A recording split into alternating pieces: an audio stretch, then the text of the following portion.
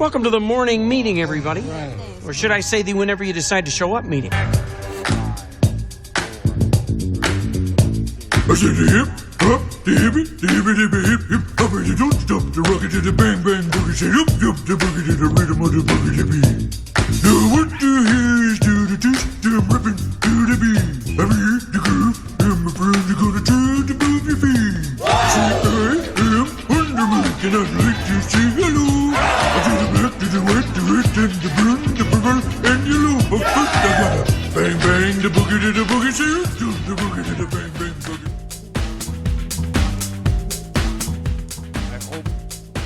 Turn the mic on, then talk, dummy. Start talking with the mic down. Stupid. So stupid. What's up, y'all? Riter Radio. Episode 127.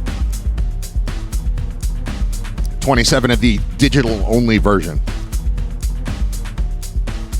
I hope you like the Tragically Hip. I played 2 of their songs already to start the show. I hope you like them. Or I hope you at least are interested in hearing people who are interested in the things that they talk about, talking about things. Because that's what I like. It's why every documentary is good.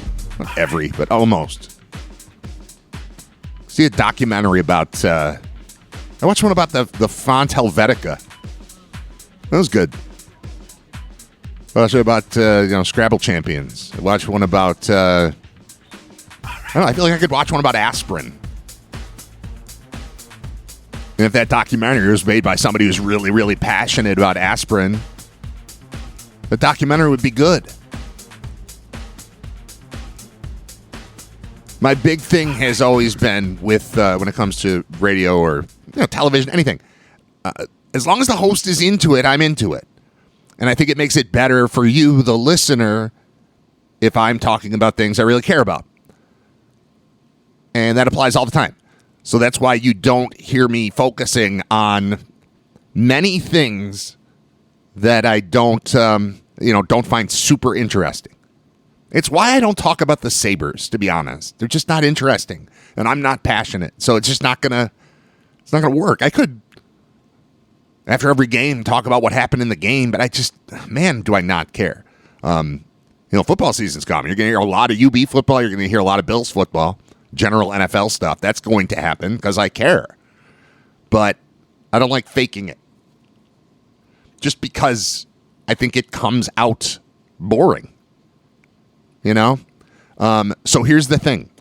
I was listening. I watched a documentary on Amazon Prime. This is back in, I don't know, let's say November or so. I don't remember when it came out, but there's a 3 or 4 part Tragically Hip documentary on Amazon Prime, which I highly recommend you watch, whether you like the band or not. Again, it's a super interesting story done in a very interesting way. And of course, you'll like it more if you're really into the band. But if you're not, you might get into the band from watching the doc. So I recommend it. When I watched it, my first thought is there's got to be somebody out here somewhere, probably in Canada, but there's got to be somebody somewhere who's talking about this thing on a podcast. So I sought out like Tragically Hip, the documentary. I forget what it's called because there have been a few that have come out recently. Is that one No Dress Rehearsal or I don't recall. But regardless, whatever it was, I looked it up, tried to find someone somewhere having a conversation about it. And sure enough, I stumbled across a series of Tragically Hip themed podcasts, and I found one that was specifically about the documentary. And then in listening to that, I think I might have jumped ahead to another episode. I was like, I think I like these guys. This is pretty fun. And then in one of those episodes, I hear the guy talking about how he's looking for guests for his show because he was counting down. He did a survey, had listeners to the podcast vote, nominate list their 20 favorite Tragically Hip songs. And then he tabulates it. And then he started counting down. And he started at like number 145 or something. But he was doing, say, 3 shows a week that were 5 minutes long. Where he would just say, all right, number 145 is this. Number 144 is that. 143, 142, we'll be back on Wednesday. And it went that way through the end of last year. And then beginning on January 6th, he was ready to start counting down from 40 to 1. And he was looking for guests who are, he calls super fans. And I volunteered. I emailed this guy. I said, hey, I listened to your show. I like your show. I think I'd be a decent guest. I'm from Buffalo, so it's a little different than, the standard Canadian listenership. There's a little bit of a different story to tell. Obviously, the band is and was and is huge in Buffalo.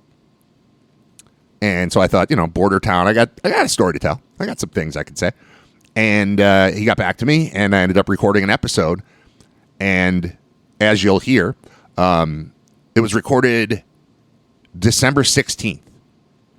And he wouldn't tell me where my song landed, so I had no idea when I would be on. So I've been listening to this thing every week since January, waiting to hear my own voice, waiting to hear Jeremy Hoyle's voice, because Jer, who's the band leader and lead singer of the Strictly Hip, which is my, they're my friends, but also like just a super cool tribute to the Hip.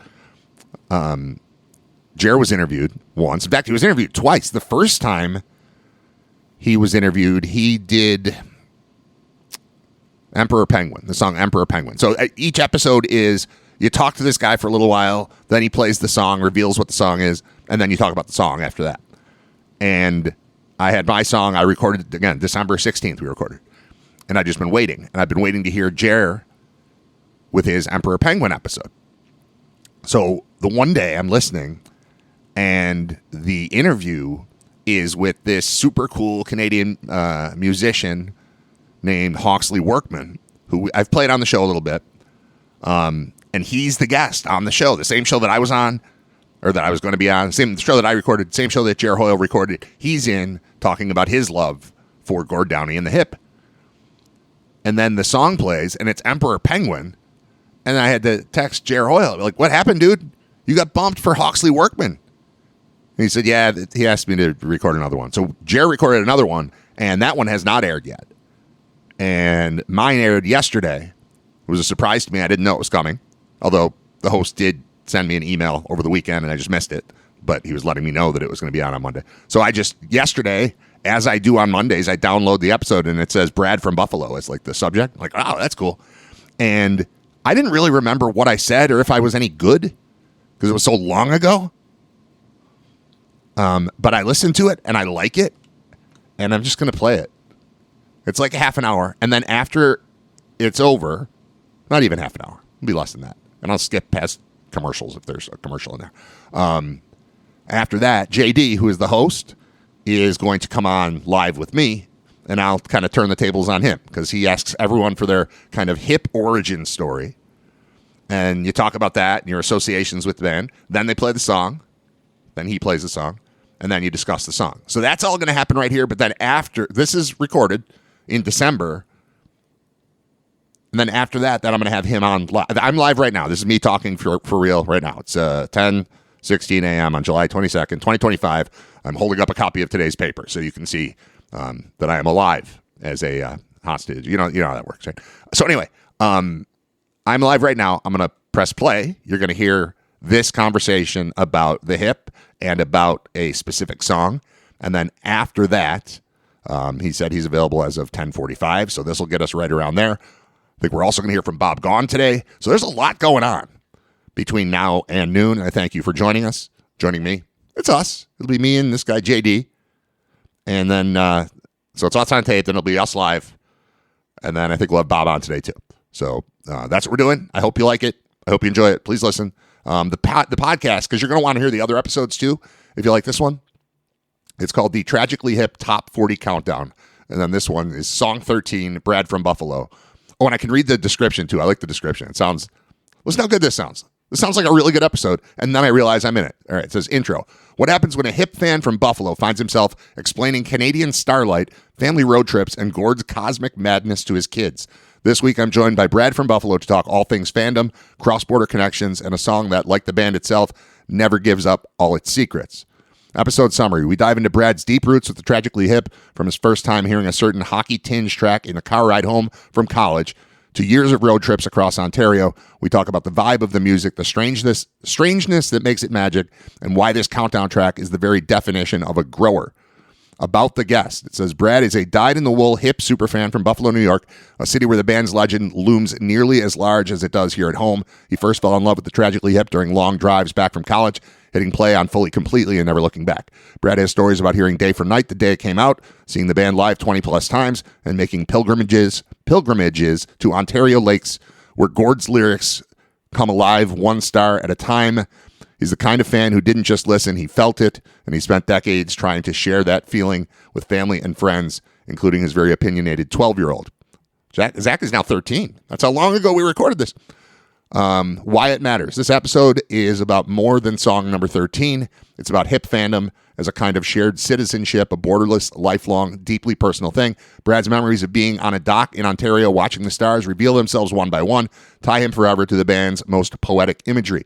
It's also a love letter to the mystery at the heart of the Tragically Hip. If this was written by AI did a great job, by the way. Let me just throw that in.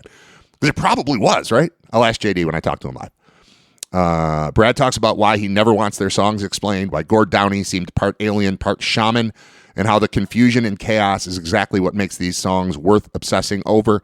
If you ever argued with friends about the best Tragically Hip songs, shared your fandom with your kids, or caught yourself crying at lyrics you don't even fully understand, this one's for you. In closing, huge thanks to Brad from Buffalo for bringing the full hip fandom energy to this week's episode. If this track has ever messed with your head in the best way possible, tell us about it. Send us your hip story. Leave a voice memo or come argue your top 5 in the Facebook group. We'll be back next Monday with song 12 on the countdown. Don't miss it. So there's that. All right, let's listen. This is me. This week I'm joined by TTH superfan, Brad from Buffalo. How the hell are you doing on this hip-tastic day, Brad from Buffalo? I'm fantastic. I'm in Buffalo. We've got an MVP in the NFL coming our way. We've got a bunch of wins. I'm having a good day. Yeah. Big win yesterday for the Bills, and I'm excited. Yeah. And in the context of this, we're recording this on December 16th. So I can't tell you when we're going to be listening to this. But I might have that up. I'm sorry. We have a Super Bowl champion in the Bills. Did not. They might be Super Bowl champions by the time you're listening to this. That's what I was going to say. Yesterday or something. Yeah. Well, how are you, man? I'm great. Yeah, I'm actually. Thanks. I like your podcast a lot. It makes me very happy to listen to people who enjoy the hip the way that I enjoy the hip. I have a circle of friends who enjoy the hip the way that I enjoy the hip. And I've added you. This is the first time we've actually spoken, but we've emailed a bunch. And I've added you and your cronies as friends. You're a friend of mine. That's what this band does. It really does, right? I have friends in real life that I met and have grown close with because of our mutual adoration for Canadian music and the hip in particular. So I'm happy to add you. Thank you very much. I'm honored. Let's get right to this then. I'm excited to hear your hip origin story. Love to share that. That's what attracted me. That's why I reached out to you, because I'd love to tell it. I went to college from 92 to 6 or 7, technically. Sorry. Took me 5 years. Sorry.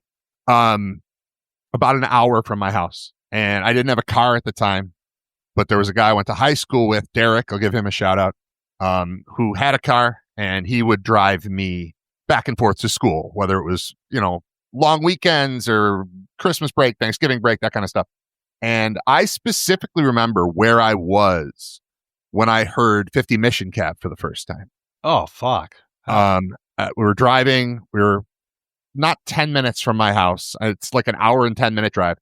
But I heard that, and I had heard a couple other songs. I was familiar with New Orleans is Sinking. I was familiar with Blowed High Dough. I was familiar with Courage, I think. But 50 Mission Cap was the one where I went, okay, I need to understand more about this band. Because it happens, there are bands where you can hear them forever and never need to buy anything. You can just listen to classic rock radio and appreciate the Hollies, but you never need to buy anything by the Hollies because they're just going to be on the radio. But the whole story, I zoned in listening to 50 Mission Cap, and I had never heard of Bill Barilko. And I didn't know that story. And then I was like, well, now if at the time we had Google and I had a phone, I would have been like, well, who is this guy? What's the story? Is this real? But instead, Gord told me a story about a guy who won a cup and then disappeared, and then they found him and they won a cup the same year. Like, what? So, I've always been a big sports guy, and then add in, first of all, the song kicks ass. Like, the song is rocking me anyway. And then I've got this guy with a very distinct voice and perspective that's just giving me something I didn't know. And within, I don't know, 2 days, I bought the album fully, completely. And that was the beginning of everything for me with this band, that I spend hours listening to. I don't want to say daily, but 3 times a week. I'll spend 45 minutes to 3 hours with Gord in my ears Currently. now. Wow. And so that's kind of where I started. I actually, going back before that, a year or two or something, the first I ever heard the name, The Tragically Hip, Yeah. I attended something called the Friendship Festival, which is a U.S. and Canada joint production. I don't know if it still exists, but it would be it was like a concert series and, a merry-go-round or something, some kind of festival thing between Buffalo and Fort Erie. Fort Erie is right across the Peace Bridge from Buffalo, New York. And I attended a concert. I remember it was the Northern Pikes and Max Webster.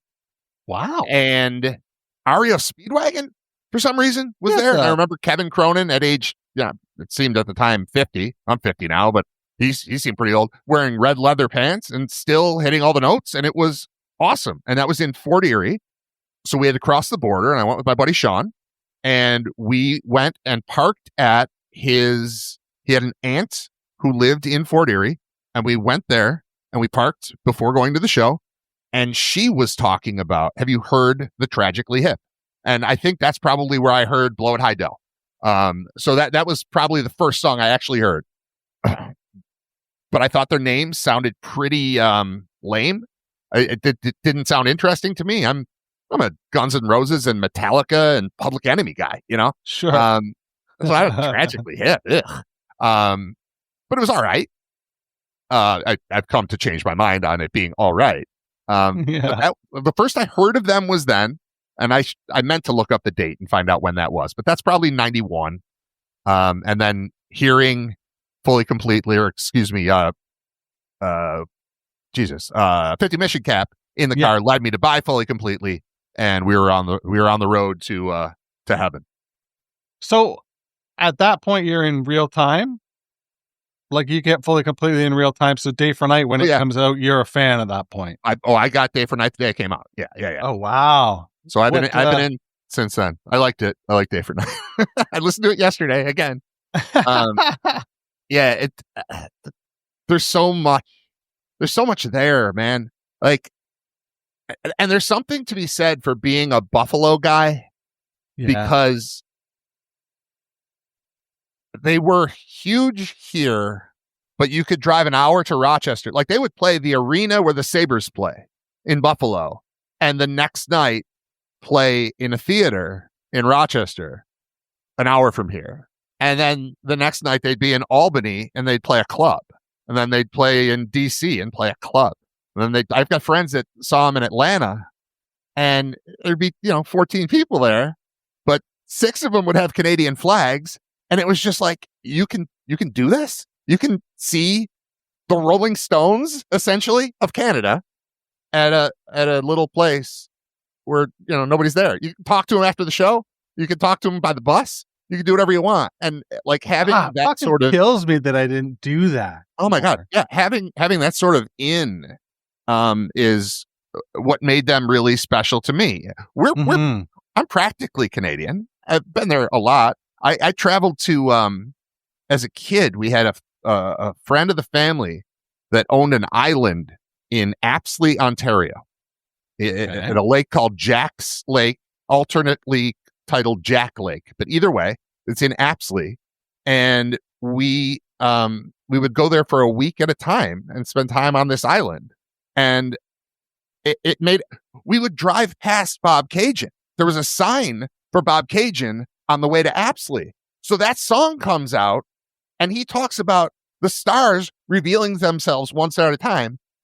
I knew what that meant because I've been on a deck in a pitch black lake in Ontario, a dock, I should have said, not deck, but on a dock, looking up and seeing that there are approximately 1 million times the number of stars compared to what I thought there were. And that is a childhood memory from the time I'm 5 years old until now. That has just been there for me. When I think of star, oh, it's a clear night. Like, this is not a clear night. It's not the same thing. I'm in Buffalo. I'm not in Apsley, where the stars, show up one at a time and then turns into millions. And so, like, that might be my best connection to them is I relate to Bob Cajun. I heard an episode of your show at some point recently where one or more of your guys didn't know exactly where Bob Cajun was, but you'd heard of it, or whatever it was.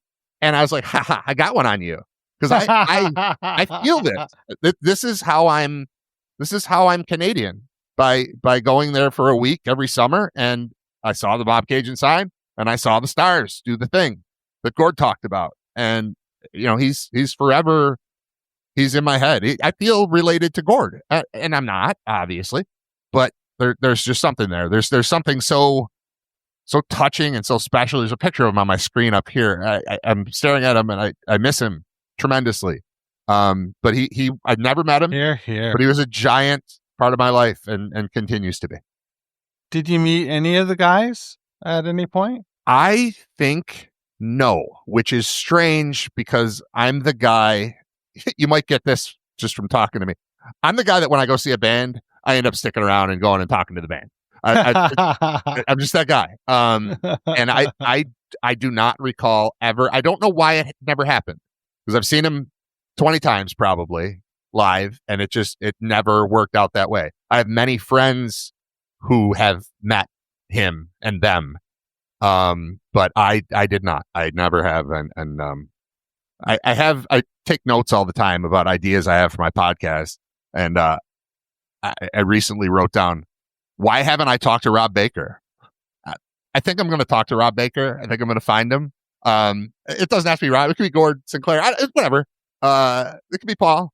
Probably not Johnny. I don't know. But I will. No Gord, but I will speak with these people.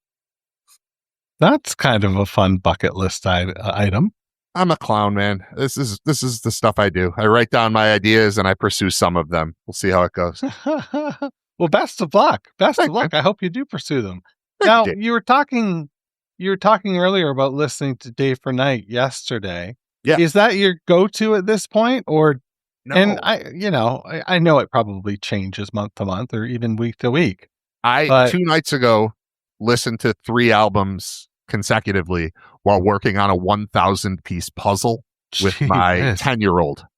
And he doesn't know much of the hip, but I did World Container straight through, and then I did Day for Night straight through, and then I did Fully Completely straight through. While he was there, he actually disappeared at some point during Fully Completely. We went to bed. It was like midnight. And I just kept working on the puzzle. But no, I don't know that I have a go-to. Honestly, if I have a go-to, it might be We Are the Same. Oh, wow. Which is... I don't hear that very often. I can't get enough of the Depression Suite. I just cannot.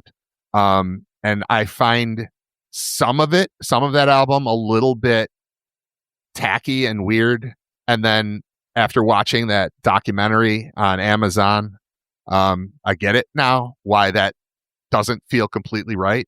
Right. But I remember when that album came out, we have a music writer who was with the Buffalo News, and he was so good and just got it, named Jeff Myers. He still is very good and still gets it. He's just not at the news anymore. But I remember that album came out, and he wrote that it was their best album. And I just... Wild. I talked to him afterward, because I didn't understand how you could possibly listen to something and make that determination that quickly, especially with their body of work and how good they are/were. Good call. Yeah, but he was, it swayed me a little bit. I had heard it and thought it was interesting. And he told me it was the best, and I have a ton of respect for him.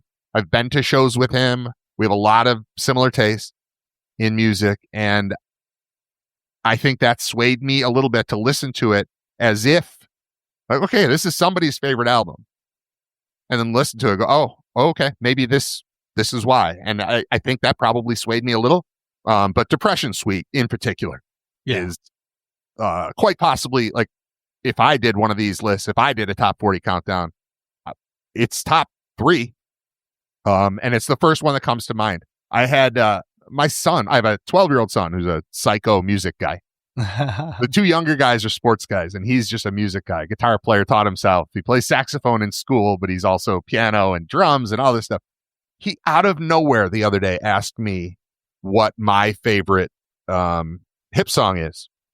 And I tell all my kids, they love lists and rankings, and these are the 3 best receivers in the NFL, and these are the 5 best teams in baseball, and this and that.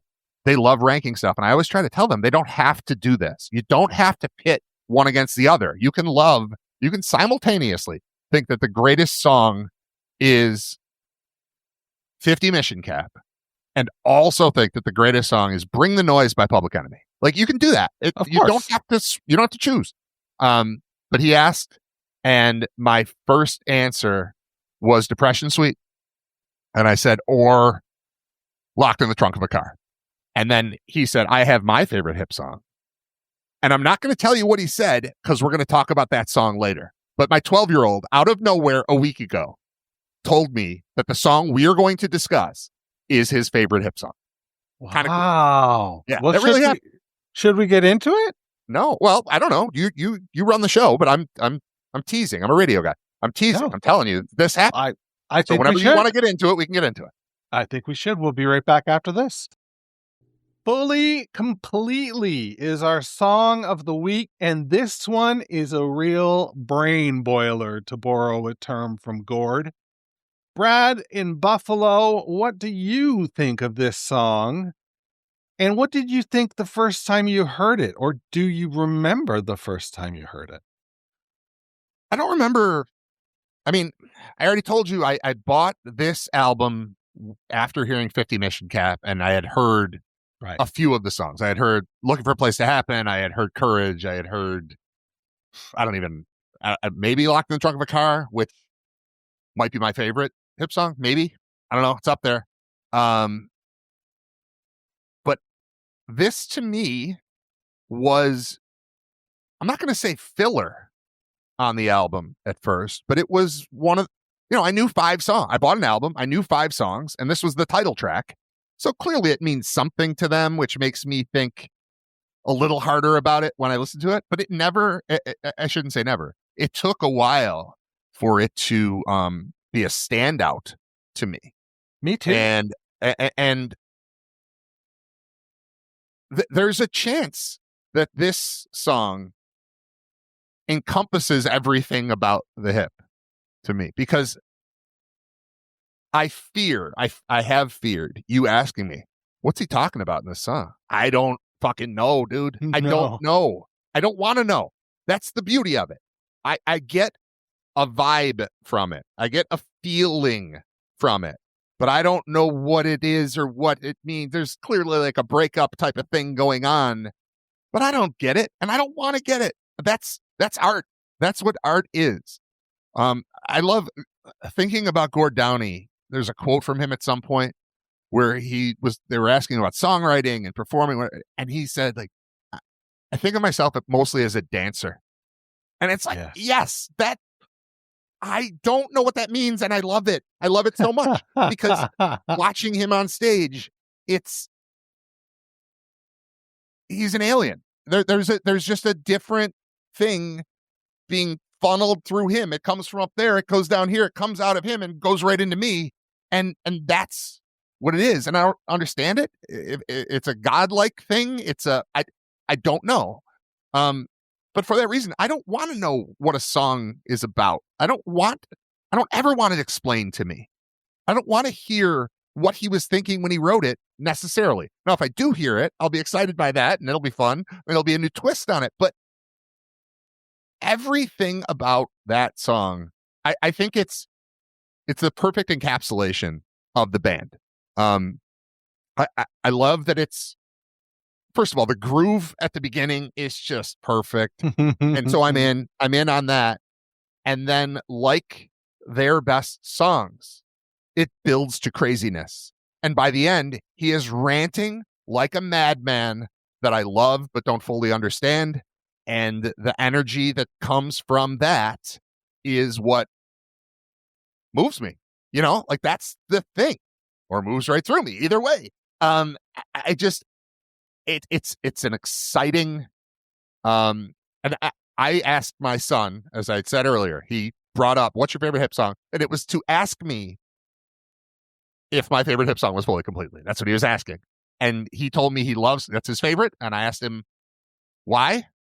And he said, "I don't know. I just like it." And I think that's the right answer. So that's where I am on this song. I think it's everything that I want a band to be. It's everything that this band is. And it all happens in 3 minutes and 42 seconds or whatever it is. Well put. I love it. Wrapping it up in a bow with the time like that. Yeah, this was a grower for me as well. I think I probably listened to the record 100 times before I sort of got it, you know? Mm-hmm. And then the light bulb went off and it's been one of my favorites ever since. It's top 3 on that record for me. Yeah, it's with We'll Go Too is there, which I didn't understand until one time I saw them and it was the last song they played. They've all gone. We'll go too. This is the end. And it's like, oh, okay, I see what this thing is doing. It's just there's not a miss on that entire album. No. But to have that as a title track, I know I said this already, but it tells you should try. It tells you should listen. It tells you should pay attention. And it pays off in spades. Like the more you listen to it, the more you're going to like it, the more you're going to get it. And I still don't get it, but I don't want to get it. So it's perfect. All right, Brad. All right, I'll cut that off before it completely ends because I told him I'd call him at 10:45 and it's now 10:44. So I'm going to play a song and I'm going to get JD on the horn. That was recorded in December. It's from his podcast called, I want to get it exactly right, the Tragically Hip Top 40 Countdown, and that episode is Song 13, Brad from Buffalo. That's me. I'm Brad, and I'm from Buffalo. And he's from, definitely from Canada. That is Canadian. You definitely can hear Canada in there. We'll talk to JD in just a moment. I'm Brad Riter. It's episode 127 of Riter Radio. I need to stop this thing. We're going to play Lake Fever, Tragically Hip. Stick with the theme. We'll be right back. I told you I'd come right back. Here we are. What's still playing? What's that music? There it is. It's gone. Okay. JD from Toronto live now. We did the taped version. Now we got the real one. That was December. This is July. It's time to turn the tables on you. I listened back to that episode that posted yesterday, and I realized I didn't give you a chance to talk. It's your show, and I just talked the whole time, incessantly. I want to hear your story, JD. Why do I not hear JD? What's going on here? Hold on. Am I not plugged into the right place? Hold on. I don't hear you yet. I'm not. Aha. There we go. I was not plugged all the way in. Now we should be good. No. What is going on here? Hold on. This is my really cool cord that allows all kinds of magic to happen. And it's not functioning the way I want it to. Hang on. We'll get it. This stinks. Hold on. I have another cord. This is live. This is what live sounds like, man. Bear with me. Hold on. I hear you talking through my phone, but you're not plugged into the system. But you will be. We'll get this. How about now? We got it. There we are. Hello. Hello. Hi, JD. Sorry about the false start there. Tell your story, man. You got my origin story. You got everybody else's origin story. I want to hear your hip origin story. Well, this is strange. This is so strange to do this. I mean, I did it. If anybody wants to hear the complete story, definitely go to Duvre, DEWVRE.com/ TTH Top 40. Yeah. And listen to the Fully and Completely podcast, and I get really into detail. But in a nutshell, I was around 12, and I was working in like sort of like an ice cream shop that also had food. It's not a Dairy Queen, but very similar to a Dairy Queen, like burgers, fries, ice cream. Got it. And we got bought by a young man. He was about 30 years old and really cool dude. And I was, like I said, I was probably 13 at this time and really looked up to him, admired him. And he was like a big brother. And he had the EP and Up to Here on a cassette. Oh. And he brought, one of the first things he did when he bought the restaurant is he brought a giant stereo in. And so we had music inside the restaurant finally. And it was, no seats inside. Like it wasn't like we were inside and people would walk up to us. Right. So it was great to have music. And I listened to that tape incessantly. And all I wanted to do was go see this band. And I kept getting the rug pulled out from under me. When Road Apples came out, I bought that. I bought that on CD, actually, and I didn't even have a CD player. So that tells you how much, I dug the band. I was planning on getting a CD player, and I wanted that to be my first CD. Well, that's dressing for the job you hope to get, right? It's one of those situations, right? Yeah. So, I almost got to see them at Maple Leaf Gardens opening for Rush. I almost got to see them at the Ontario Place Forum. And there was one other place I almost got to see. It wasn't until July 24th. So tomorrow is my 51st birthday. And it was my 19th birthday. Roadside Attraction in Markham. And that was my first show seeing them live. And it was also my first day being a legal drinker. And so I combined those two and Voltroned it up and had a great day. Don't you think all the best people were born in 1974? I kind of feel that way.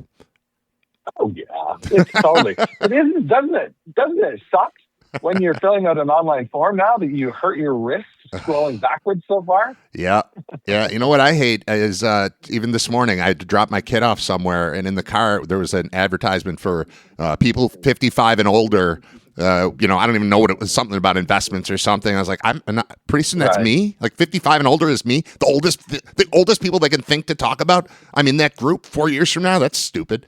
I don't like it. I don't like it at all. So in your estimation, how many times do you think you've seen the band live? It's anywhere between. I need to do an audit. I need to sit down and go through my spreadsheet or whatever it is at this point. But I think it's 17. That's okay. I think it's 17. We're right in the same. Yeah, I would guess I'm somewhere between. I was going to say 18 and 22. Like I always say, around 20 times. Do you have other bands that you love in the way that you love the Hip? I know they're distinct and special, and you're dedicating a great portion of your life to sharing stories about them. But is there another band that means nearly as much to you? Not quite on the same emotional level, but the band Pavement, I'm really into it. I had a podcast about Pavement as well, and I did a top 50 countdown for Pavement. That was my sort of beta test for this one. I definitely could not name 50 Pavement songs. I could name like 6. I'd be stuck. I own 2 albums. That's been enough for me. I like them. I'm a Fish guy. Like I've seen Fish probably. Well, for sure, I've seen them the most. I've seen them a ton, and I've seen Ben Folds in various incarnations a zillion times also. So whether it's Ben Folds 5 before the reunion, 4 times, Ben Folds, never saw Ben Folds 5. Never saw the 5. I saw the 5, and then I saw the reunion of the 5 when they did the Life of the whatever of the Mind, whatever that thing was. Saw that. I saw him solo. I've seen him with his like Rockin' the Suburbs band. There's a bunch there. So that's in competition for second place with the Hip. And I would say Fish number 1. Because he's a great songwriter. Oh, he's the best. He's the best, and he's so cool, and he's so interesting. And to me, I can hear his love for Joe Jackson in every one of his songs, and I love Joe Jackson. And I've always wanted to. I've never spoken with him, but if I get one question with him, I want to know his relationship to Joe Jackson's music, because I just think there are a ton of parallels there, and I'm positive I'm right, but I've never been able to completely confirm it.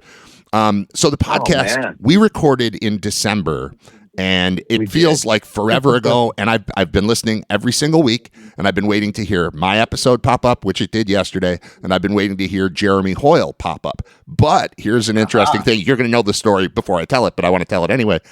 I know that Jeremy Hoyle recorded a conversation with you about the song Emperor Penguin, and I know that Jeremy loves Emperor Penguin, and it made total sense to me. And then the one day I turn it on, and I'm super excited because your guest is Hawksley Workman, who I love, and that was a great, he was just he's nuts, like perfect kind of nuts. He was wonderful. He was awesome. awesome. Wonderful. And then really made it easy. But then you played Emperor Penguin. I was like, what happened? So I texted Jerry. He's like, no, we did another one. We're okay. Everything's fine. But we still haven't heard from Jerry.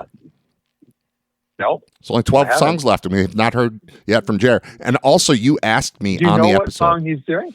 I know that he told me, and I don't remember. I knew it was a monster one. I knew it was a likely top 10. I'm not going to say it because I like the way that you. I mean, you didn't even tell me when I was going to be on until this weekend, and I missed the email. So I was surprised to wake up and go to download a podcast like I've been doing every morning or every Monday, and seeing Brad from Buffalo. I'm like, that has to be me. Now you had a few Buffalo people because I mean, Jared is kind of a Buffalo guy. He's a Canadian, but he's kind of a Buffalo guy. Yeah. You had Sarah, who sounds like she's your actual real life friend, who's from Buffalo, right? She is. Yeah. And is that it? Absolutely. Three Buffaloes in there? I thought I was unique, but it turned boy. out. I feel like there's one more, but I don't have my list at my fingertips right now. And you can tell that I didn't have my list yesterday because 2 episode 28s came out. There was you doing your song fully completely, and then somebody else doing fully completely because I accidentally recorded 2.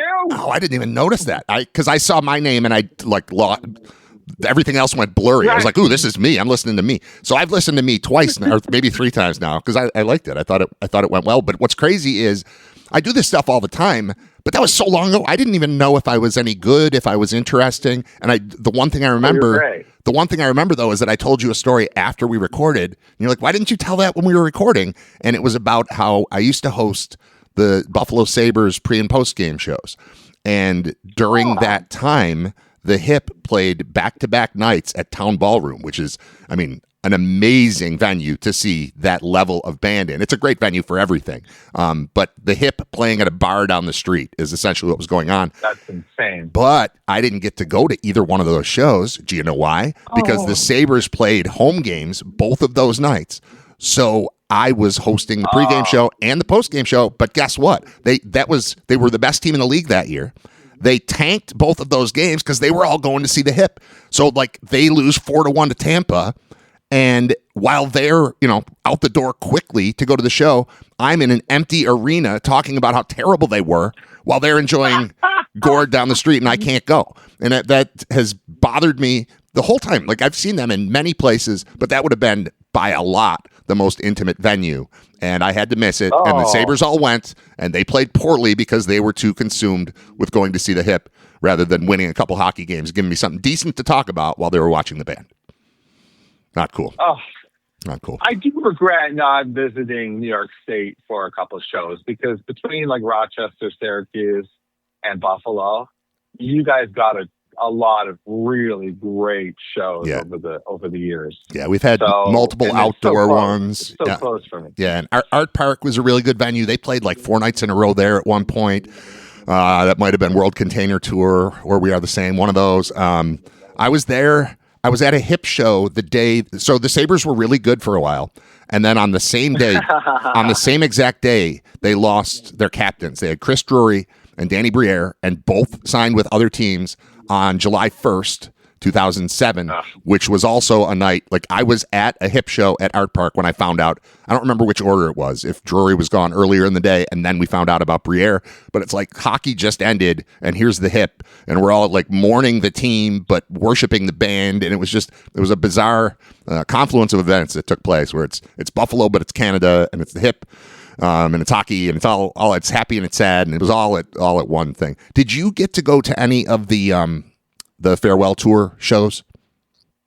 I did. I went to the Middle Toronto show. Okay, Middle Toronto. I went to London, and I don't ever remember in my life smiling and crying simultaneously for 3 hours, but we had great seats right next to the stage, and we were witness to all of it. And it was happy and sad at the exact same time. And it was thrilling and devastating. And I mean, that it wasn't the last show. It was like the 7th to last show they played. But, I got to watch the last one on TV. But that is a moment that will never go away. That feeling of just a big, stupid grin on I must have looked so stupid. Just a big, dumb grin on my face with tears rolling down my face the whole time. It was incredible. Nobody was judging anybody on that. No, they couldn't. No one could. It was fantastic. Yeah. So, tell me a little bit about the event that you've got to wrap things up before I let you go. I just wanted to bring you on and say hello and thank you for having me on and thank you for doing the show because every episode has been tremendous and I just have really appreciated it. I want to spread the word a little, and I stole the audio and played it on my show today too. So you've got all of this leading up to an event in October. Tell a little bit about that. That's right. So the event in each of the podcasts I've done for the last couple of years, I've ended with a charity fundraiser. The first two events were for Gord Downey and the Tragically Hip legacy charities, the Downey Wenjack Fund and the Gord Downey Fund for Brain Cancer Research. This year, however, I had a significant activity happen in my life last February 2024. I lost a dear friend to ALS. And so I thought this year I would steer the funds to ALS. And what we are doing is we're channeling the passion and the drive and the goodness of this cohort of fans, these hip fans. And we're going to try and do some good. So it's October 4th. It's at the Rec Room, downtown Toronto on Brenner Boulevard. Easy for me to say. And it starts at 7:30. Tickets are $20 or $25. Sorry. And there's going to be the Strictly Hip is going to be playing. We're going to have a silent auction. And you're going to get the finale of the Tragically Hip Top 40 Countdown, where we'll reveal song number 2 and song number 1. That's awesome. Well, I'm going to try. It's going to be a really good time for fans of the hip, I think.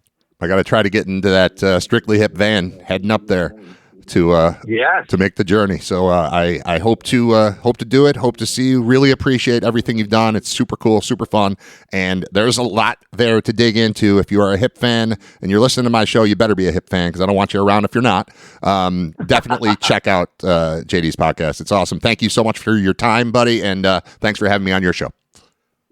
Thank you. Good to talk to you, Brad. All right, you too. We'll talk soon. That's JD. I'm Brad. It's Riter Radio. It's episode 127. Thank you very much to him. See, I told you this was going to be fun. I feel like I can't play anything but hip songs today, and I don't have another one loaded up. So I think you're going to have to wait. I'll play Jay-Z. The way my kids date now, it's so simple. They go on an app, whether it's Grindr or whatever, they swipe right, swipe left, and they get the date automatically. Let's check in with Riter Radio's living legend, Bob Gaughan. Exactly. Let's do that right now. Let's talk to Bob right now. Bob, are you there? I am here, Brad. Oh, good. I was worried for a minute, but we got you. So cool. What's up, man? How are you? I'm doing great. Everything's going well. Yeah. Well, everything is going well except for our friend John Fuller. Oh boy. And John is too classy to complain about this, but you know me, Brad. I've never been accused of being too classy. No one's ever said that. No one's thought of it.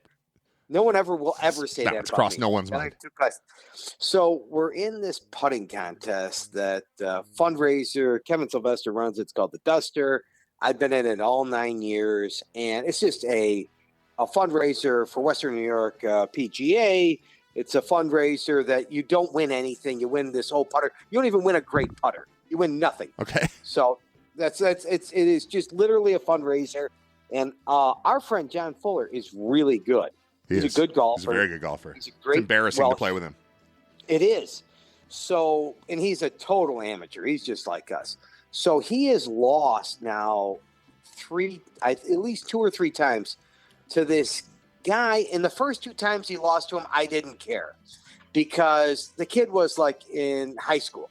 Okay. He's one of the best high school golfers in Western New York, but whatever. And that's what John has to compete with. John Fuller, who's 52 years old or whatever. Right. Is competing against a high school kid and losing repeatedly. Okay. No problem with that. Okay. No problem with that's that. Fine. Okay. Now, 3 years later, so this kid is now one of the best. He's got a Division I scholarship down at South Carolina. Okay. Okay. Now he's playing, and I tell my brother, who was just covering the state amateur tournament, says, "Oh, that kid was in the state amateur tournament just last week. Oh, that kid's played the Porter Cup." Yeah. Okay.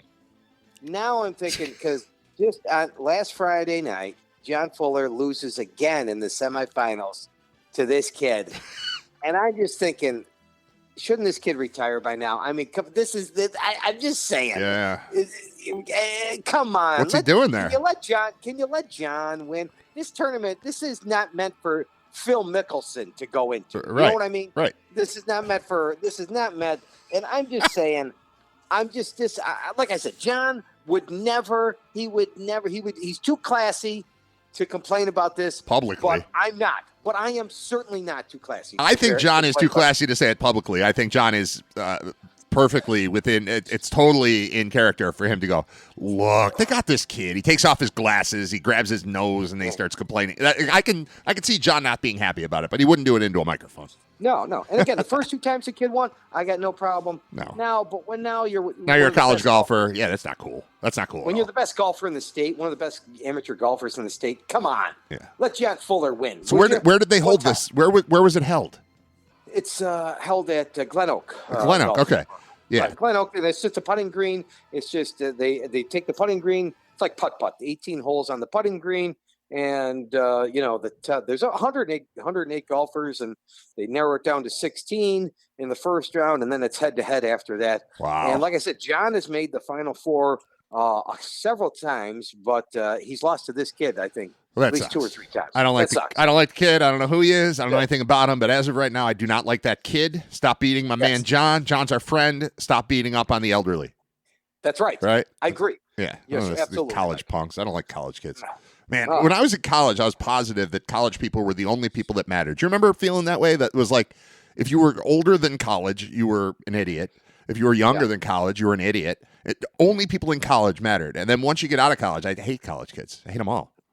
Yeah. You're right. Sucks. This is disturbing. Disturbing. Sucks. You know what else is disturbing? What? The people that Shane Gillis, I thought, absolutely crushed it at the ESPYs. 100%. And I think 50% of America is offended. I honestly believe, Brad, and again, politics out of it, I'm probably more of a Democrat.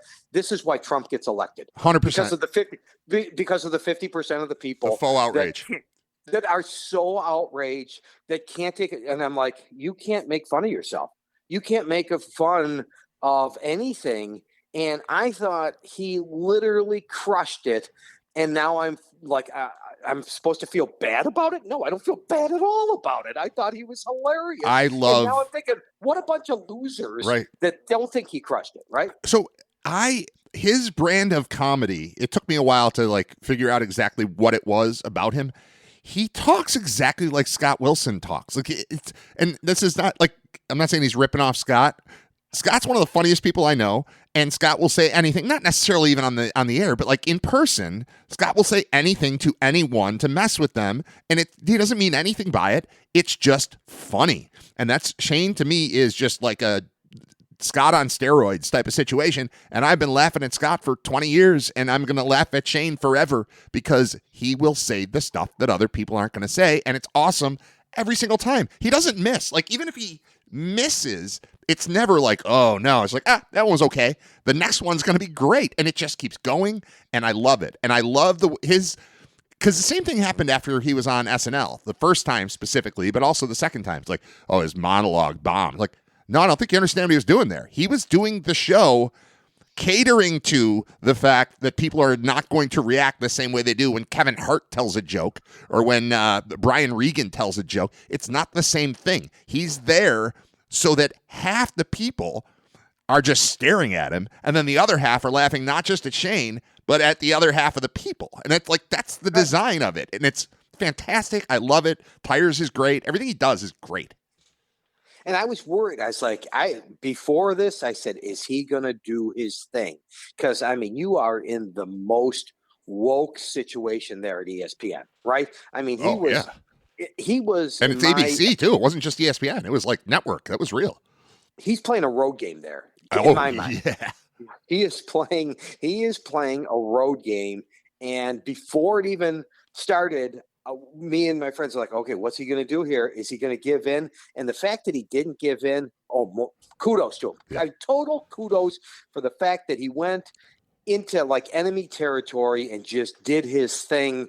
Totally love him because of that. Yeah, it was fantastic. And I appreciate that he almost like apologizes with his face and his hands for everything he says. Like, hey, just joking, right? Like he even said it at some point. These are jokes, everybody. These are jokes. I tell jokes. That's why they brought me here.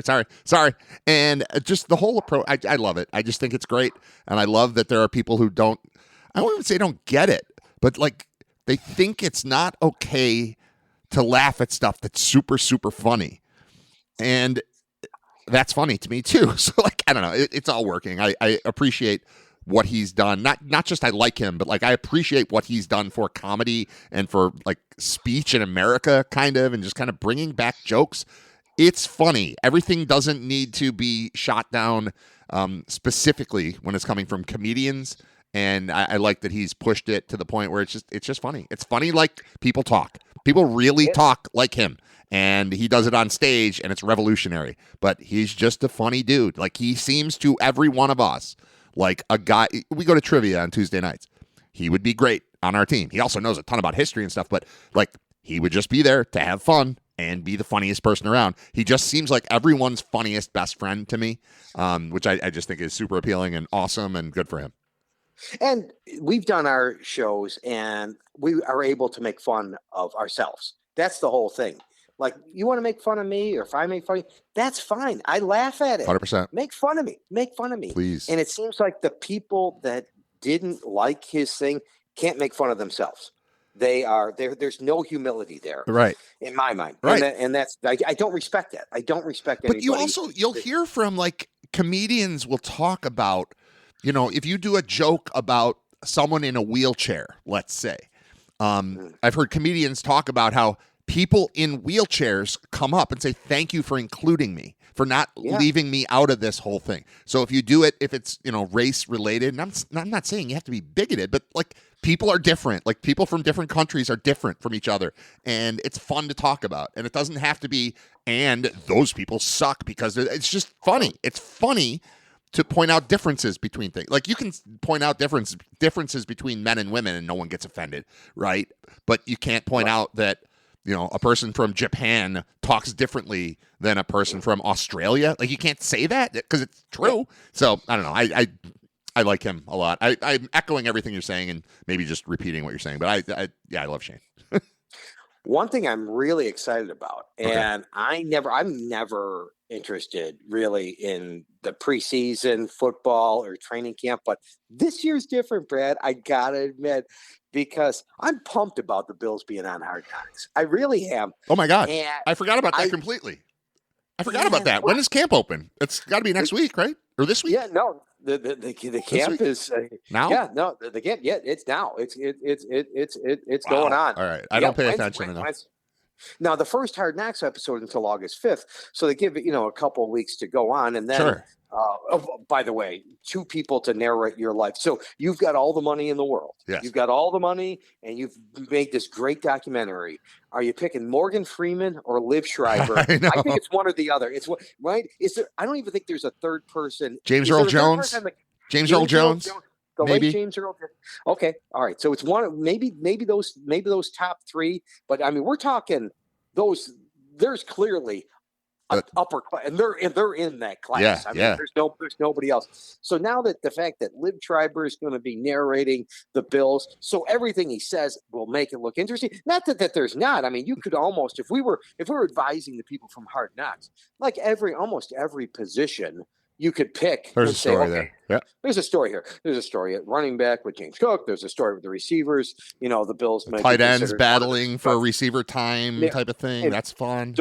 Dalton Kincaid, is he gonna, finally be first round pick. You've got all the things on the defensive line. You've got 2 guys that are being suspended. You got Joey Bosa. Yeah. Can he stay healthy? Is this Matt Milano's last year at linebacker? Then you got 10 guys in secondary. You got youth. You got older guys. Is Dane Jackson going to make the team, or is he going to lose his job to one of these rookies? I mean, what's up with Trey White? Trey White's fun. Yeah. Oh, right. I mean, literally position by position by position. We could go through. The only position you probably couldn't is offensive line, but you got Deion Dawkins there on offensive line, and he's just going to he'll be fine on the offensive line. What about Trubisky making a push for the starting QB job?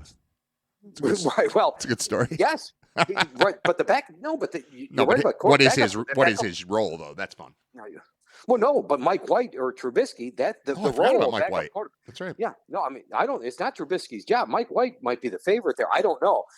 But again, that's a storyline right there. Mike White or Trubisky to back up John. That's the point. Every single position, if you're advising, and now you get a chance to watch the Bills on Hard Knocks for the whole month of August. I am put my chips at the center of the table, Brad. I am all in on this. I would also say that if I were Sal Capaccio right now, I'd be like, can I just not go to training camp? Because everything that I'm going to get is not going to be as good as what NFL Films gets and has narrated by Liev Schreiber. Like, we're better off if I just hang out. So can I skip this? And then I'll just report on Hard Knocks, because I think they're going to get some good footage. It's going to be pretty fun. That's really, I totally forgot that was happening, which is awesome to find out about. And now, do I have to subscribe? I think I might have to get HBO for a couple months. Oh, well.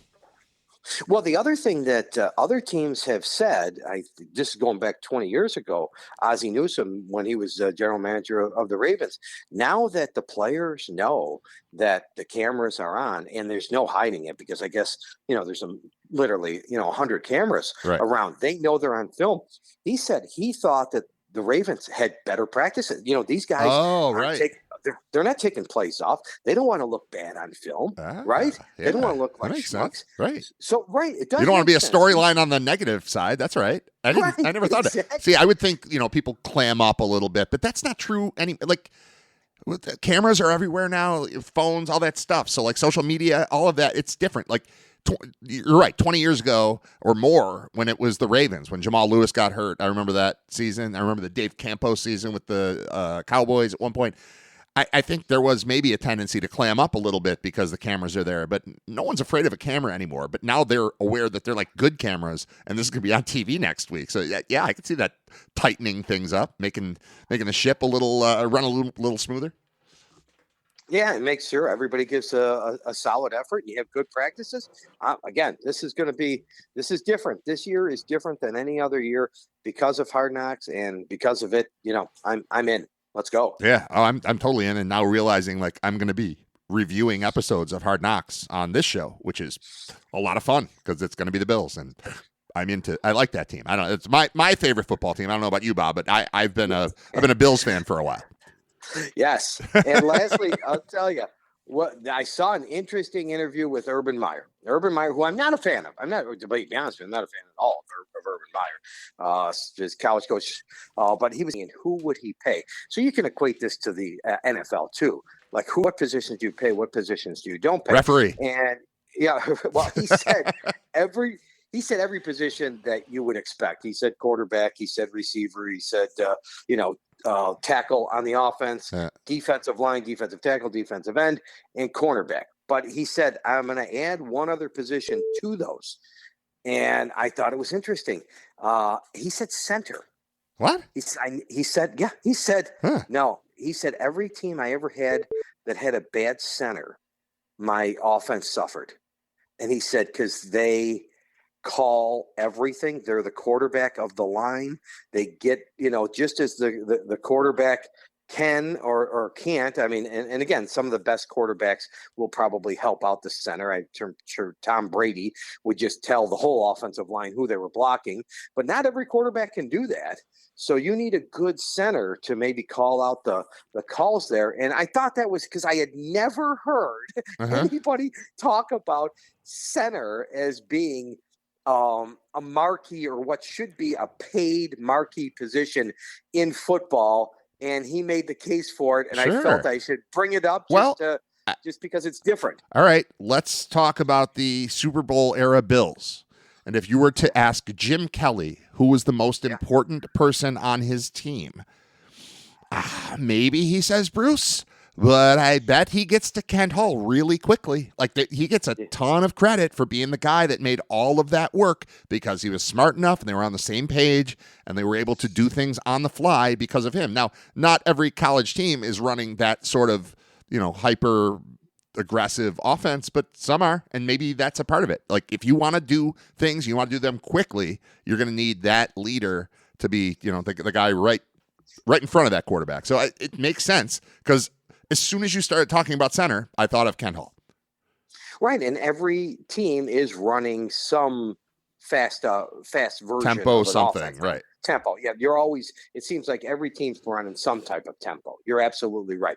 Nobody or very, very few teams are taking it, down to the last seconds every time on the play clock. I mean, they're running a lot of times to get the team on the defense on the heels. Try to run 100 plays today. Yep. Yeah, and if you're going to do that, you better have a good center. And it also brings to mind last an over-under pick that I kind of like, and they lost their center. I think Detroit's going to hit the under this year. Ooh. They had one of the best centers in Frank Ragnow. He retired. And after he said that, I was thinking, oh boy, who has a center that's struggling? And then I thought Detroit, and I said, boy, Detroit, they got a tough division there. There's not a bargain there between Minnesota, between Green Bay and maybe Chicago. Yeah, they lost both coordinators. They lost, Aaron Glenn is the head coach of the Jets. Their offensive coordinator is the head coach of the Bears.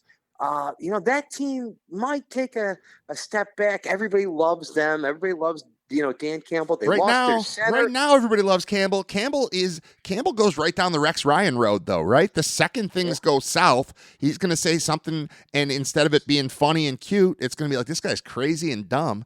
And like I could see, I'm not saying he's crazy and dumb. I'm saying I could see it falling apart because he will be that polarizing in a Rex Ryan kind of way. When it's going well, you're like, this guy's cool. He's just spitting on people. And then you get to, you're 2-6.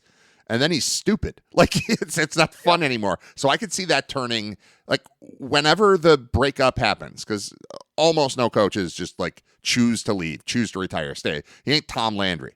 So at some point that's going to end, and it's going to end, I think, quickly from the time the ending begins.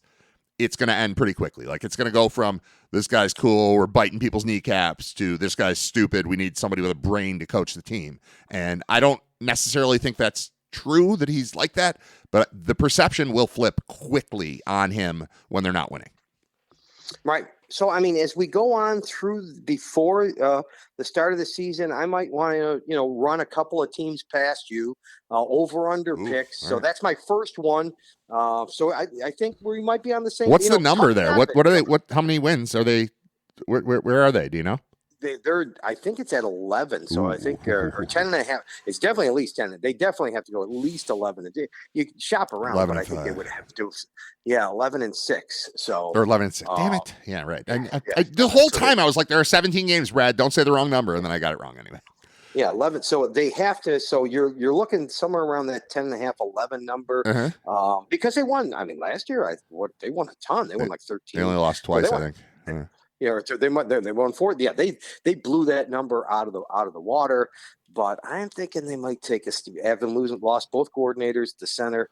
I think they might take a step back here. So that's my first one. They were 15-2. They were 15-2 last year. They won their last 3 games to edge out the Vikings, who went 14-3. I didn't realize that happened with Minnesota. And then the Packers were 11-6, and the Bears were 5-12. But they won 88% of their games last year. So I think they go down from there. They definitely take a step back, but can they just go drop to 10 wins? 10 and 7? They drop to 10. They go 10, 11. Where are they in that range? So that's my first one. that I want to at least throw out there and see what you think about it. And again, with these things, I usually like to run them past a lot of people and then kind of get to some consensus by the end of August. I will say I like it. I definitely don't think that is 15-2 talent. I like what you're talking about with Ragnow. I like what you're talking about with the coordinators. I also like what I was talking about Campbell. It can go south quickly. I think that's a thing. I would like to say they're under 12 wins. It gets a little dicey. It's the number, Vegas knows what it's doing. So I don't love where that sits. I would tell you that they won't win 12 games. I would sign up for that. And there's probably an adjusted number you could go after somewhere.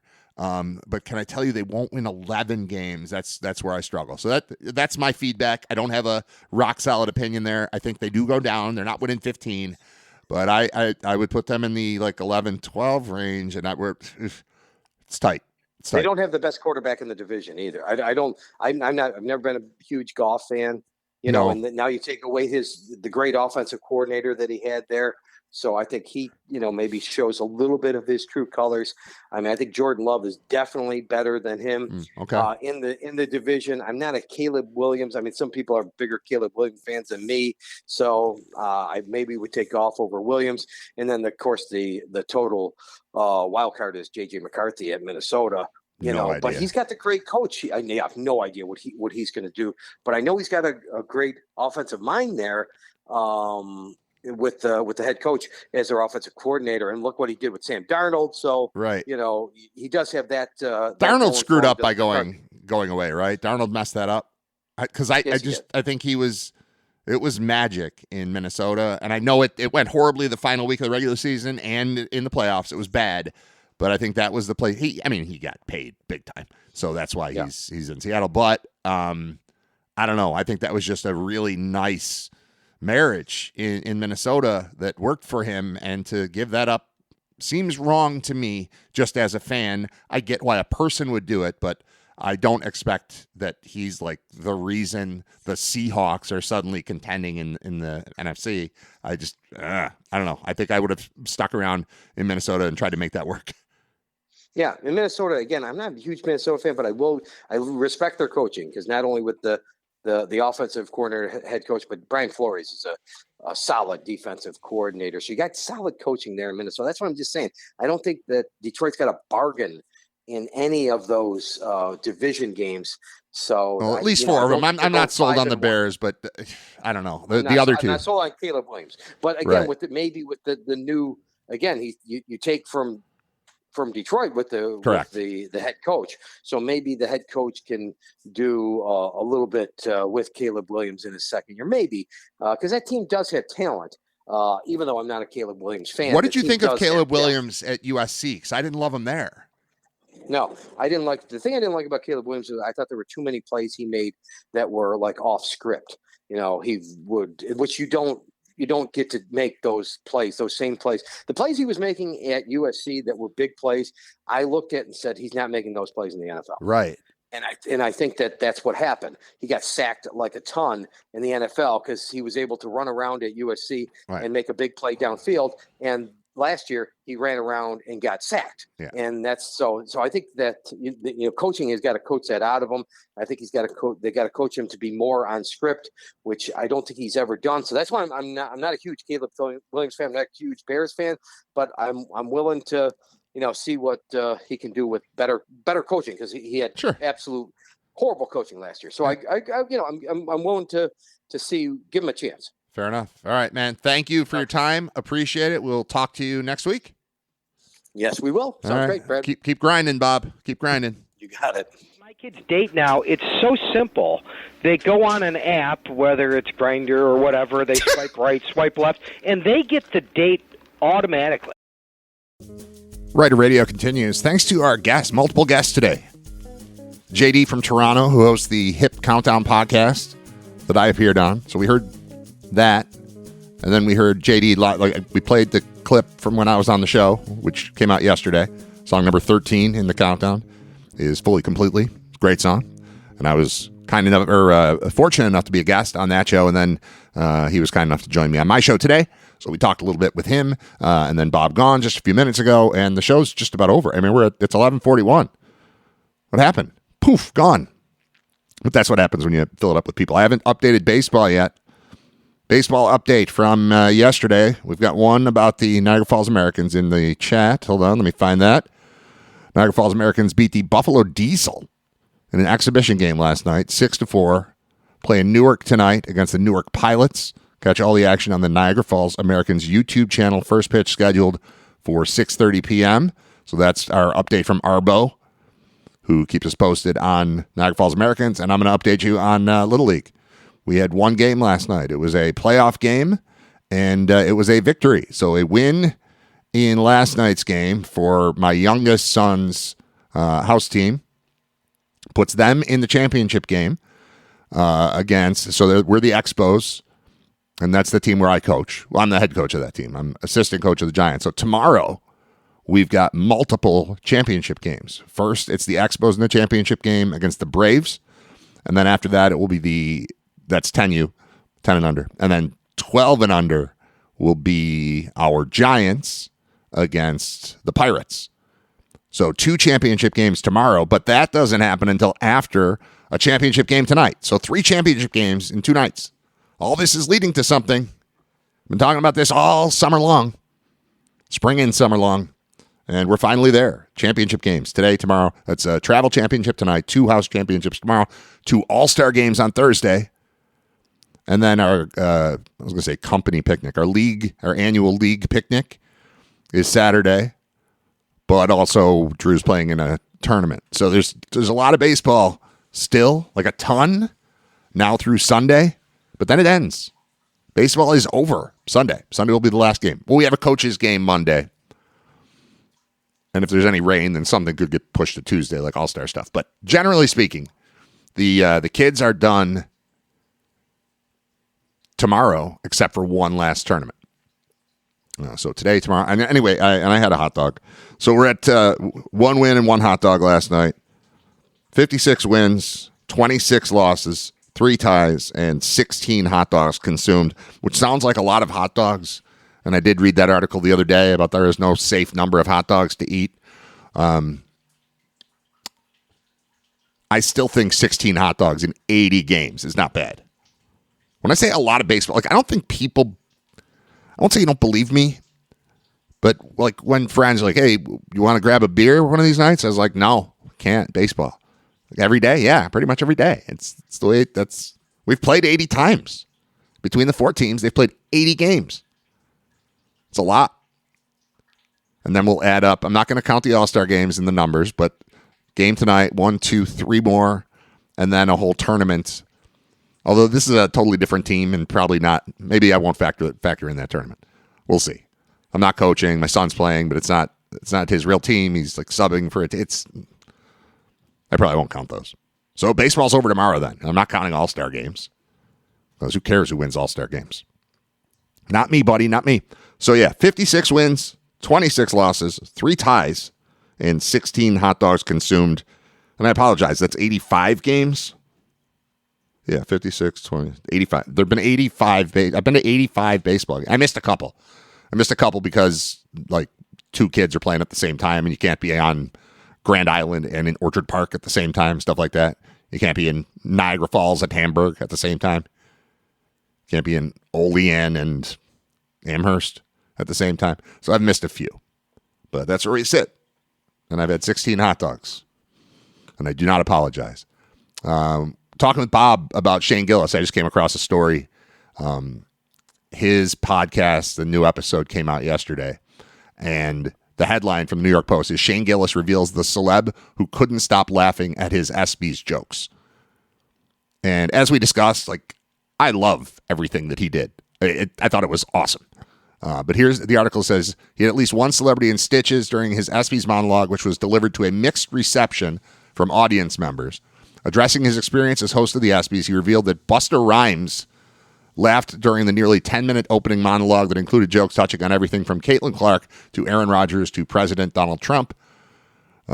He said, the one person laughing my entire monologue was Busta Rhymes, While I was up there, I kept like looking over to be like, yes, yes, yes. I don't care how badly this is going. Just seeing Buster Rhymes like, yes, yes, yes. The comedian also addressed the joke in which he duped the audience into clapping for 4-time WNBA All-Star Brittany Hicks, who was really just his friend Matt's wife.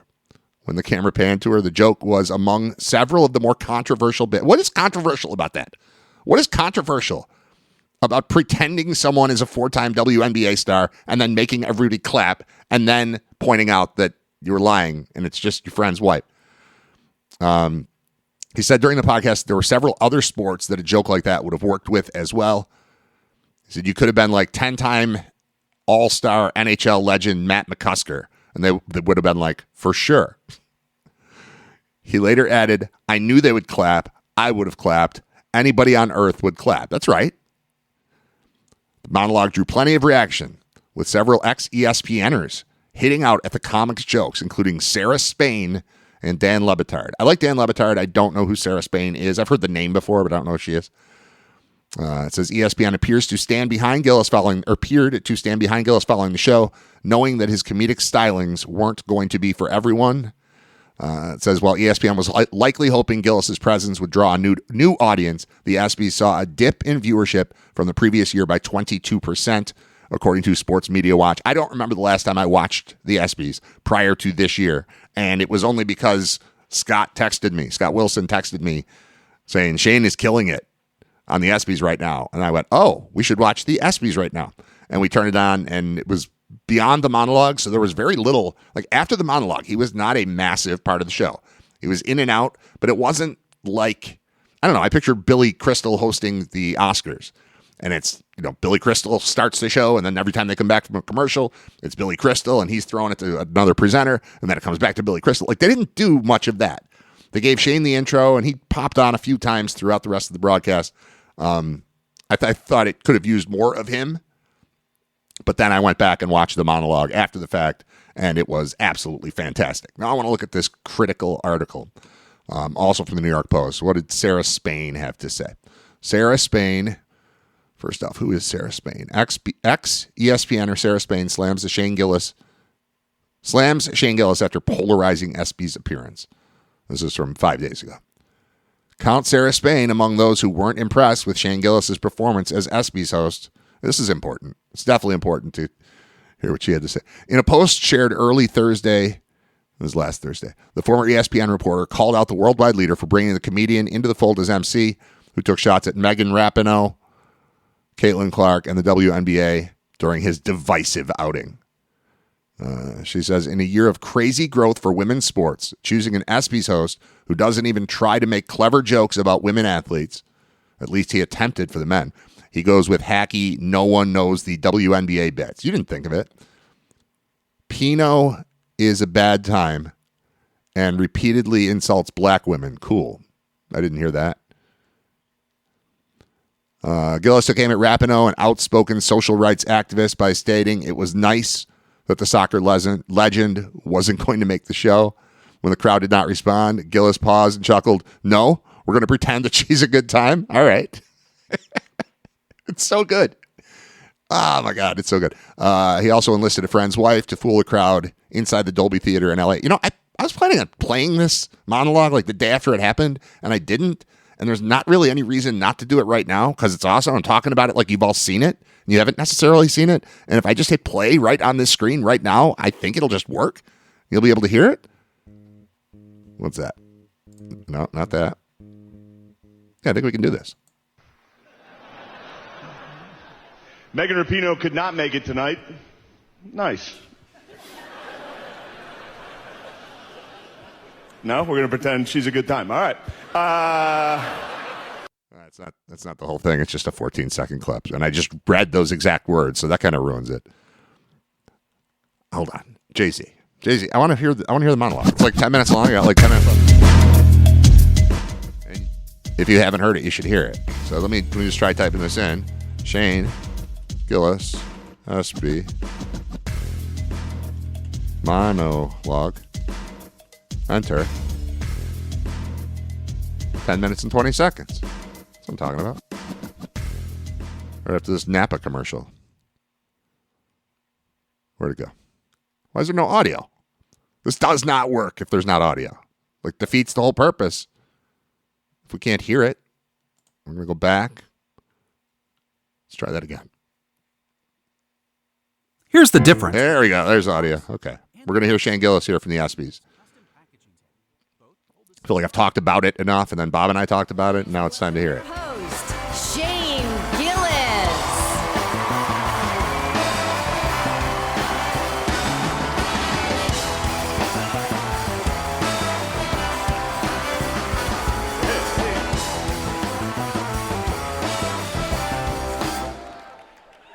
Hello. Welcome to the 2025 ESPYs. I'm so excited to be here in front of so many amazing athletes. World champion Freddie Freeman is here. Give it up for Freddie. Yeah.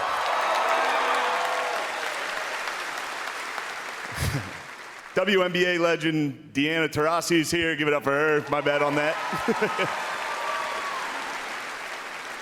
SGA is here. Give it up for SGA. Hell yeah, bro. And now everybody sitting around him is in foul trouble. Megan Rapinoe could not make it tonight. Nice. No, we're going to pretend she's a good time. All right. John Jones and Nate Diaz are here. Hell yeah. I had a couple drinks with those guys last night at the hotel, and it was terrifying. Donald Trump wants to stage a UFC fight on the White House lawn. The last time he staged a fight in D.C., Mike Pence almost died.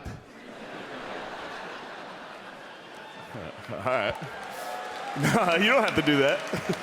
It was fine. I didn't write it. Actually, there was supposed to be an Epstein joke here, but I guess it got deleted. Must have probably deleted itself, right? Probably never existed, actually. Let's move on as a country and ignore that. The New York Knicks had a great season. Hell yeah. Karl Anthony Towns is here. Hey, girl. Max Crosby is here. Max, I hope you had a good Juneteenth, brother. Well, that guy's weird.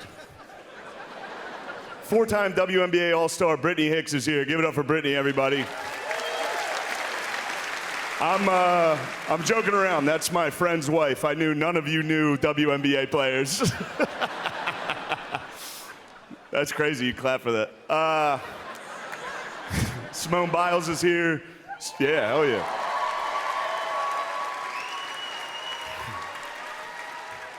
It's not bad. Simone Biles is 4'8" and has 7 gold medals. She's short and has a lot of gold. When she's not competing, she leads a quiet life at the base of a rainbow. It's a leprechaun joke. If you tell Simone a riddle and she can't answer it, she has to give you all of her gold medals. That was the best one. Joe Rogan actually wanted me to be here to host this award show so that I could capture Adam Silver, because Joe thinks he's an alien. And Donald Trump wanted me to be here to capture Juan Soto for the same reason. It's an alien joke. What are you booed up there, dude? Shut up. Aaron Rodgers did not take the vaccine because he predicted it would be bad for him. And then he joined the New York Jets. So maybe he wasn't right about everything. Shedeur Sanders had his jersey number retired at Colorado this year, and people are saying it's because of nepotism, because of his father, and it's not. It's because he went 13-12 over his career, and he almost won the Alamo Bowl. Definitely not nepotism, right? All right. It's a big year for the WNBA. I love Caitlin Clark. Yeah, hell yeah. Caitlin Clark, she and I have a lot in common. We're both whites from the Midwest who have nailed a bunch of threes.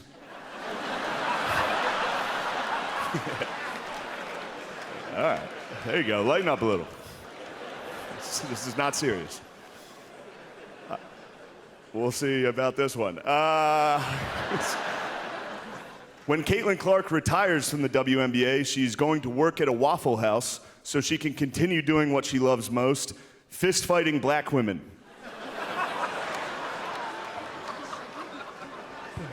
Yeah, hell yeah. Who yelled? Drewski? Thank you, bro. Oh, John Jones? Yeah. What are you, nut jobs over there? Hell yeah.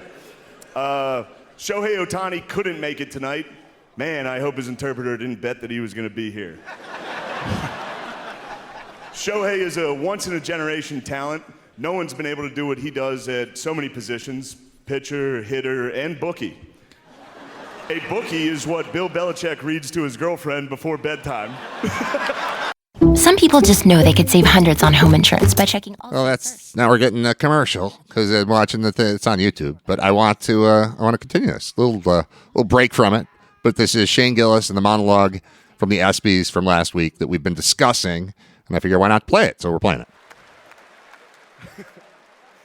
They do. They read The Very Horny Caterpillar, The Little Engine That Could But Needed a Pill First, and of course, the classic Goodnight Boobs.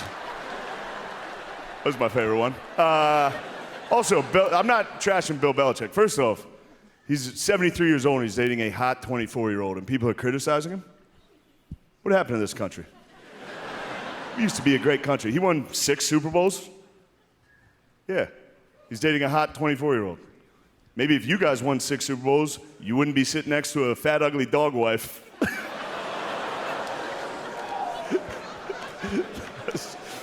They let me do it. I don't. This is Disney. They allowed that. Yeah, I'm going to tell you a story. I was at we should have taken that out. I had doubts going into that. That didn't work all week. Actually, it was a good year for me in sports. I went to Notre Dame, went to the national title. I was at go Irish. I was at the Eagles game, the Super Bowl when they won, and it was not go Birds. Go Birds. Yeah. But I was down there. I'm just gonna tell you a story real quick. It's not a good joke. It was halftime of the game, and we looked up, and you could see Donald Trump. He was sitting in the suite, like at the 50-yard line. You couldn't see him, but you could see like his silhouette. You know what I mean? He was just. Also, can we stop pretending Donald Trump knows ball? It's like a weird thing where they're like, man, he loves sport. He doesn't know anything about sports. Every time a team comes and visits the White House, he's like, and you must be the guy who catches. It's like, look at these guys, big guys, black guys. And that's just when the New York Liberty visited. They didn't visit, that's just a joke. But it was halftime and we looked up and we saw Trump. I was with my buddy and I was like, we should just sneak up there and try to meet him. And we did. We got into his suite, which turns out it's pretty easy to get access to Donald Trump, which is probably why he keeps getting shot all the time. We just got right in there. But we're in there. He doesn't know who I am, but there's a line of people and he's just shaking hands with everybody. And I was at the end of the line. But also I took a picture with him and I posted it and people got upset about that. What the hell? He's the president. If Osama bin Laden was in the suite, I would have been like, yeah, you're crazy. All right. But he's shaking hands with everybody, and it's very funny. Trump does this thing whenever he meets somebody for the first time, even if he doesn't know him. He gives him like a crazy compliment. It's kind of nice. Like he got to the guy next to me, and he was like, look at you, you're beautiful. And then he got to me, and he was like, look at you, you're huge. I was like, thank you, Mr. President. But he shook my hand, he stood next to me. So I'm just, I was at the end of the line, so there's no one else for him to shake hands with. So he's just standing next. I got to hear him breathe for like a minute, just standing next to me, just. And then his daughter, Ivanka, walked over to us, which, by the way, so hot. She walked over, and it was halftime of the Super Bowl. I was hammered. I was like, hello. Your dad just said I was huge. So now it's me, Trump, and Ivanka. They're not talking to me, obviously, but I can overhear what they're saying. And Trump goes, Ivanka, how would you like to meet the president of soccer? And sure enough, the president of FIFA soccer was also in the suite with us. He was getting like nachos. And Donald Trump just looks at him and goes, you. And the guy put his plate down and walked straight to us. And then Donald Trump didn't even look at him. He just kept talking to his daughter and he goes, this is the president of soccer. And they gave us the World Cup, and they did that because of me. And then he walked out of the room. It was just me and the president of FIFA looking at each other like, That was crazy. That was a dumb thing to say. It was crazy. That was crazy, being in that room. It's crazy to be in this room with so many legends. You guys are awesome. Oscar Robertson, that's awesome. Sugar Ray Leonard's here. Hell yeah. Sugar Ray, you're the man, but in 10 years, Jake Paul's going to try to knock you out, so take it easy. There's one thing I want to say before I get out of here, and this is a dumb joke. You guys aren't going to like it, but it's just a Norm Macdonald joke that I loved when he hosted the ESPYs, and I'm going to do it now. Travis Hunter won the Heisman Trophy this year. He's the first defensive player since Charles Woodson to win the Heisman. Congratulations, Travis Hunter, winning the Heisman. That's something they can never take away from you, unless you kill your wife and a waiter, in which case they can take that away from you. Well, see, a lot of you don't like me, and that's okay. Living rooms, bedrooms, dinettes. Oh yeah, you can find them at the market. We talking about flea market, Montgomery. It's just like a mini mall. Oh yeah, come shop with us. I said flea market, Montgomery. It's just like a mini mall. Hey hey, living rooms, bedrooms, dinettes. We got it. It's just like a mini mall. Yesterday afternoon, Bill and I tuned in early for the Olympics, and we saw Santa Barbara. Well, I thought I knew what soap operas were all about, but this was something else. I mean, it was sexy, funny, suspenseful, real, exciting. Not what I expected. Not what Bill expected either. Right, Bill? Santa Barbara, it's something else. Earth to Bill. Can't we all just get along? At the Red House Furniture, we can. At the Red House. I'm Richard, a.k.a. Big Head. I work at the Red House, and I'm black. At the Red I like pumping iron and pumping furniture into people's homes. I'm Johnny, a.k.a. 10 Gauge. I work at the Red House, and I'm white. I like deer hunting, bass fishing, and extending credit to all people. At the Red House. I'm black, and I love the Red House. I'm white, and I love the Red House. I'm a black woman, and I love the Red House. I am white, and the Red House is for me. At the Red House.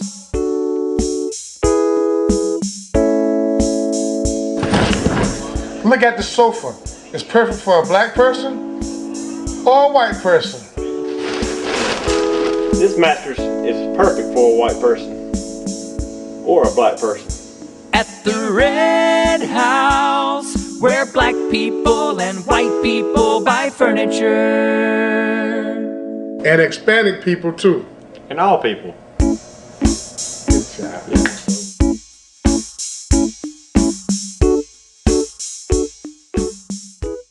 What are you doing for lunch? I don't know. I have a turkey sandwich. We're gonna go around the corner. I think you should come with us. This is a great place. I don't know. Okay. We brought you a shirt. Will you get out of here? Will you get out of here? Will you? Now, will you go to lunch? Go to lunch. Will you go to lunch?